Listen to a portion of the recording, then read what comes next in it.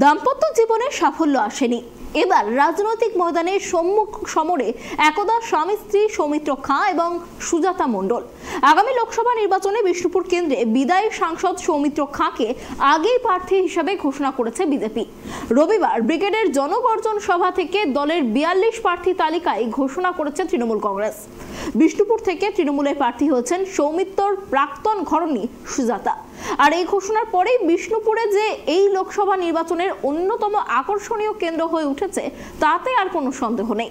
তার বিপক্ষে প্রার্থী হলো প্রাক্তন স্ত্রী সুজাতাকে নিয়ে কোনো মন্তব্য করতে রাজি হননি বিজেপি প্রার্থী সৌমিত্র। তবে বিষ্ণুপুর কেন্দ্রে তিনি যে লক্ষাধিক ভোটে জয়ী হবেন তা নিয়ে আত্মবিশ্বাসী তিনি। সেই সঙ্গে রাজ্যে আসন্ন লোকসভা নির্বাচনে বিজেপি গতবারের থেকে ভালো ফল করবে বলে জানিয়ে দিলেন সৌমিত্র। প্রাক্তন স্ত্রী সুজাতাকে নিয়ে কি বলেছেন সৌমিত্র শোনাবো।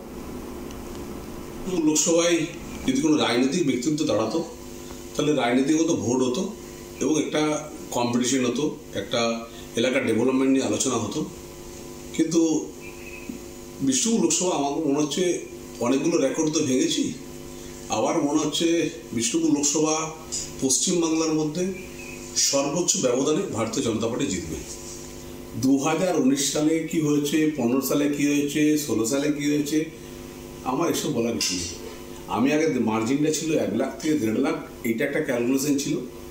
আজকে দাঁড়িয়ে যা দেখলাম তাতে মিনিমাম পশ্চিমবাংলার সর্বোচ্চ ব্যবধান 4 লাখও ছাড়িয়ে যেতে পারে।